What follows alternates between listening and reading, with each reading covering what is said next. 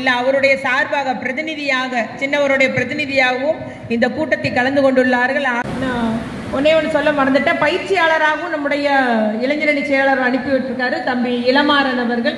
அதுபோல தம்பி சூர்யா கிருஷ்ணமூர்த்தி அவர்கள் 2 வரையும் நம்ம அமைச்சர், சிறப்பு செயலாக்கத்துறை அமைச்சர் நம்முடைய சின்னவர் அவர்கள் ஏற்பாட்டின் பேரில் ஒவ்வொரு சட்டமன்ற தொகுதி வாரியாக இந்த ஒரு சமூக வலைதள பயிற்சி நடைபெற்று வருகிறது. குறிப்பாக இளைஞரணி சார்பில் ஒவ்வொரு கமிட்டியில் உள்ள உறுப்பினர்களை அழைத்து அவர்களுக்கு இந்த சமூக வலைதள பயிற்சி அளிக்கும் இந்த உன்னத ஒரு திட்டம். இந்த திட்டத்தின் மூலம் இன்னைக்கு தென் மண்டலத்தில் முதற்கட்டமாக தூத்துக்குடி வடக்கு மாவட்டத்தில் இன்று தொடங்கப்பட்டுள்ளது. அந்த கூட்டத்தை ஏற்பாடு செய்து இங்கு கலந்து கொண்டுள்ள நம்முடைய தென்மண்டல பொறுப்பாளரும் இளைஞரணி செயலாளராக இருந்தபோது உங்கள் ராஜ்மோகன் செல்வின் அவர்கள் உங்கள் மாவட்ட இளைஞரணி அமைப்பாளராக இருக்கும்போது நான் ஜூனியராக இருந்தேன்க்கா, நான் ராமநாதபுரத்தில் இருந்தேன், அப்போ நான் தான் சின்ன பையன் அப்படின்னு சொல்லுவார். அந்த அளவுக்கு அவருடைய பாரம்பரியமாக அவருடைய குடும்பம் நம்முடைய கழகத்தின் கொள்கையின் மீது பட்டுக்கொண்டு செயல்பட்டுகிற ஒரு தம்பியை தான் நம்முடைய தென்மண்டல பொறுப்பாளராகவும் நம்முடைய தொகுதி பொறுப்பாளராகவும் நம்முடைய தலைவர் அவர்கள் பொறுப்பு நியமித்துள்ளார்கள். ஆகவே நம்முடைய முதலமைச்சர் அவர்கள் நிறைய கட்சி இருக்குது, சமூக வலைதளத்தில் மட்டும் இருந்தால் போதும், மக்களை ஏமாற்றி விடலாம் என்று அதற்காக நடித்து கொண்டு கூட நிறைய பேர் இருக்கிறாங்க. கட்சிகள் களம் கிடையாது, கழக அமைப்பு கடைசி வரைக்கும் வட்டக்கழகம் அந்த கிளைக்கழகம் வரைக்கும் அவங்களுக்கு கழக அமைப்பு கிடையாது. அவங்களுக்கு இருக்கிற ஒரே ஆயுதம் கையில் சமூக வலைதளம்.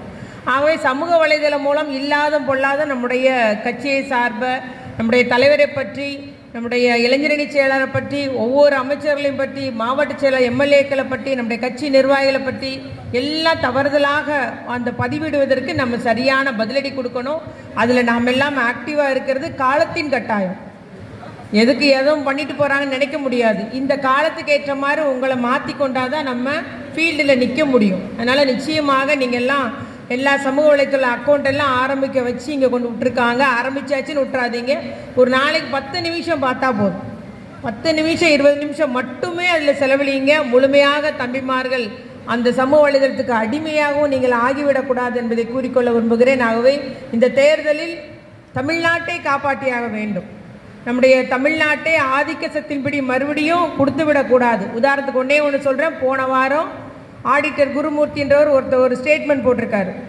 மீண்டும் மருத்துவம் படிக்கணும்னா நீட்டு மட்டும் இல்லை, மீண்டும் மருத்துவம் படிக்கணும்னா சமஸ்கிருதம் படிக்க சொல்லணும் அப்படின்னு சொல்லியிருக்காரு. அப்போ எவ்வளோ தைரியம் இருந்து அந்த ஸ்டேட்மெண்ட்டை போடுவார்னு பார்த்துக்கோங்க.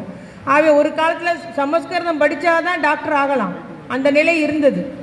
அதெல்லாம் நம்ம மாற்றி மாற்றி இன்னைக்கு எல்லாரும் சமமாக உட்கார வரக்கூடிய நிலைமைக்கு எல்லாருக்கும் எல்லாம் கிடைக்கணுன்ற அளவுக்கு இன்னைக்கு இந்த நம்முடைய முதலமைச்சர் அவர்கள் எல்லா பகுதியும் முன்னேறுது, எல்லா சமுதாயம் முன்னேறுறாங்க, எல்லா தரப்பு மக்களும் முன்னேறக்கூடிய அளவுக்கு திட்டம் போட்டு செயல்படுத்தி வருகிறார்கள். யாரும் நம்முடைய தலைவரை கை நீட்டி குறை சொல்ல முடியாது.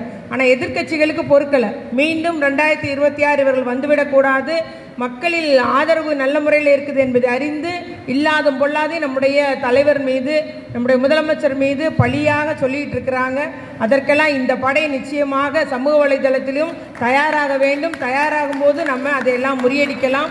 ஆகவே நம்முடைய சின்னவர் அவர்கள், இளம் தலைவர் நம்முடைய மாண்புமிகு அமைச்சர் அவர்கள் என்ன நினைக்கிறாருன்னா, தகவல் தொழில்நுட்ப அணி மட்டுமல்ல, இளைஞர் அணியுமே நாங்கள் தகவல் தொழில்நுட்ப அணியோடு மிஞ்சக்கூடிய அளவில் செயல்படுவோம் என்று ஒரு முன்னெடுப்பு எடுத்திருக்கிறாங்க. நிச்சயமாக இது வெற்றி அடையும். நம்முடைய தலைவர் அவர்கள் சொன்னது போல நாம் படைப்போம், வெல்வோம் 200 அப்படின்னு சொன்னார். நம்ம வெல்வோம் 234, படைப்போம் வரலாறு என்று கூறி அமர்கிறேன். நன்றி, வணக்கம்.